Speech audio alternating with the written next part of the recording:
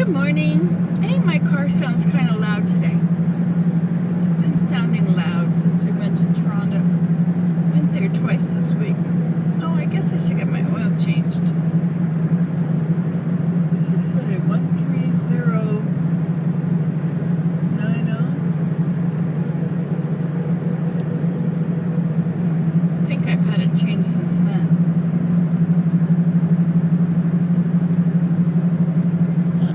January 8th. Yeah, I've had it changed since then. Lots. I didn't even buy it till after that. Buy it till March or something. Oh well. We'll do that, shall we? You can come too. You can come too. We're going to zoo. Well, good morning. It's Sunday. I have this feeling, this sort of unsettled feeling that I did something wrong, feeling that I'm bad. Somebody just told me I was unkind to their child. I'm trying to place it. I don't know what I did. Anyway, I didn't mean to. Certainly didn't mean to. But I dare not ask what I did because I really don't think I want to face anything. I do know that I'm sorry for anything I did that wasn't kind and whatever. Or if anything I did was misinterpreted or anything. But it's really hard to go back and look at things that sometimes it's easy. And then I was supposed to have this newsletter. I was supposed to have it's my turn to add something from Relief Society in the newsletter, and I thought I had another week or two.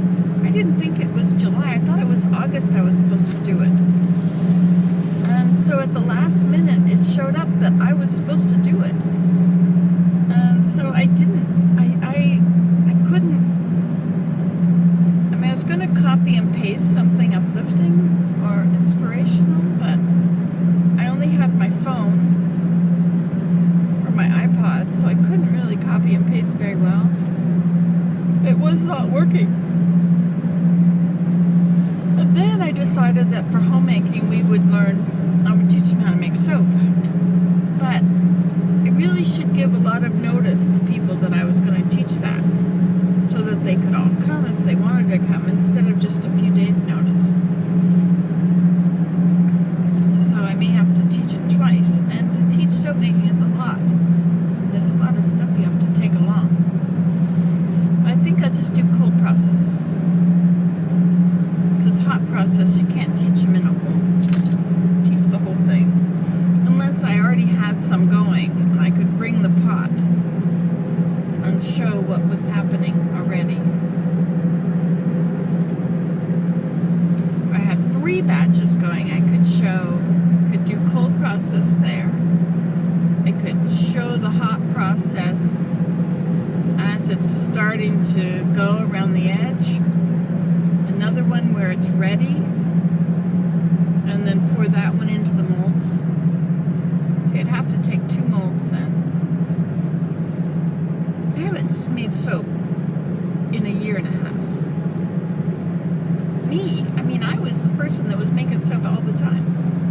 I'm so glad that some of you really went off with soap making and did it and made businesses out of it and have an income for yourselves. That's really cool. And now are the great teachers of other people. That is so kind. That is so good. I'm so glad. There was a big downturn in the economy, and it's a good way to make money. And you don't have to get involved with a company where you're selling something for somebody else. You have to put out a big amount of money at first to do it. You can start with just cheap stuff from the grocery store. I didn't advance much further than that. I just stuck to cheap stuff from the grocery store, basically. But I usually, I also got fat from. I didn't just get fat. I did get fat, but that's not what I'm talking about. And round is a shape, so I'm in shape. So I got fat from an abattoir, but then government came out with many regulations, and it was going to cost them over $1 million to upgrade their place so that they were within regulations. And their stuff was, their meat was perfectly fine, right? But this government had to have lots of extra regulations. Anyway, so they went out of business. They closed up shop, and that's where I used to get my fat from. And now I have no place to get fat from.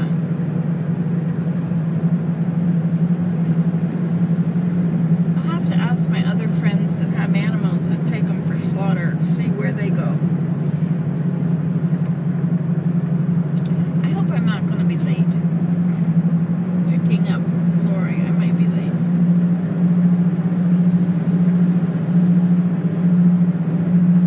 I seem to be rambling. We could call this morning pages. Morning pages. I really like writing. I love writing with a pen on a thick pad of paper, a thick notebook. I bought myself a notebook the other day, of course, and I didn't use it because if I write anything down in there, then I need to transcribe it over to my journal. But Ben and Tass loaned me a pen that was a digital thing. You could write and then it would copy from the beginning to the end, but I never ever used it. I was intimidated by it. I wasn't quite sure. I should have done it with her, and then she could have showed me. And the worst of it is she asked for it back, and it's in one of those 25 packing bins of stuff that I didn't want to keep in the house, but I wasn't ready to get rid of.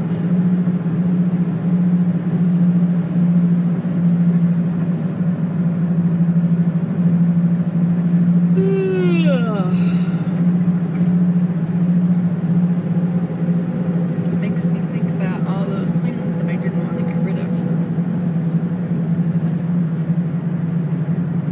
I have some bins of photographs that I put in photo albums from press trips, and I haven't looked at them, most of them, since I went on those press trips. But you know what would really be cool? I could make videos of the trips and talk about them. One day I want to start going on press trips again, but I'm getting a little bit, age is kind of creeping in there. Time is going by. I should hurry up and do that if I'm going to do it. Maybe I should wait till my daughter moves back from Germany and then we could go together. She's a great photographer. She's an amazing artist.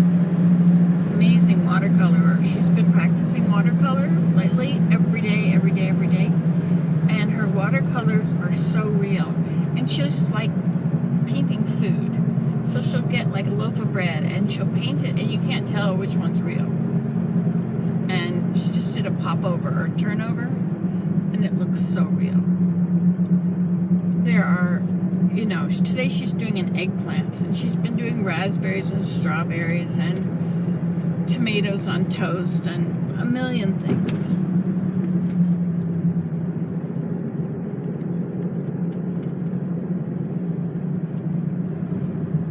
Anyway, she used to go on press trips with me. Oh, but I don't have time to go on press trips. I'm busy. I'm running the roads.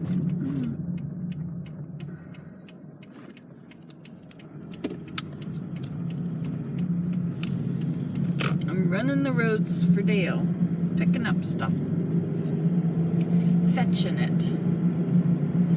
I'm the fetcher. No, I'm the gopher. I go for it. We just go for that. On the way back and forth to the lumber yards. We wanted to change the windows in the downstairs bedroom because they're very bad. And the walls are 4 inches, and so you might as well just take out the whole wall and frame the whole window in the wall with a good 6 inches.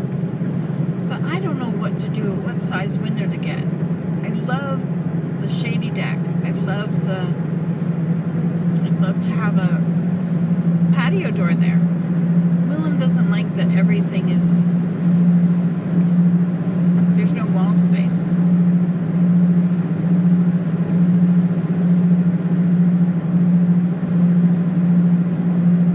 We live in an aquarium now, which I love. When I was young, I used to dream of living in a glass house.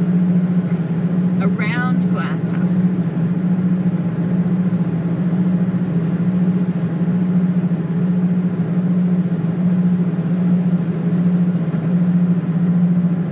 Having a patio door would be wonderful.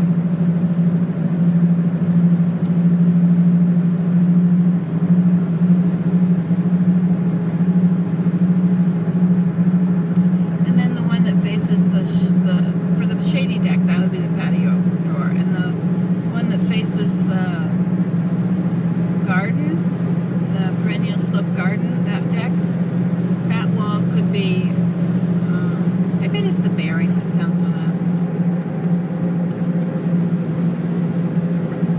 That deck, that window could be, I have a 4x4 window that would be okay there.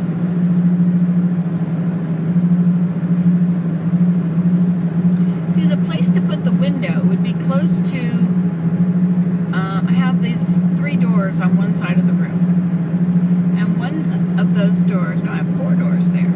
Under the stairs, a closet, the bathroom door, and a linen closet. So the place to put the window would be where you can't put any furniture because you've got to be able to open that door to the linen closet. So if you put the window over on that side, that would be perfect. And then you have all that wall space there. So then maybe the patio door should go over toward the other wall, but out a couple feet where you could have something against the other wall, and then it would stick out a couple feet and not be in the way of the door. But I think it's fine if things are in the way of the door. I don't mind. I'm not keeping up with the Joneses. Keeping up with the Joneses before the Joneses refinance. Well, it's 12 minutes, you know. Guess I should stop. I can start again.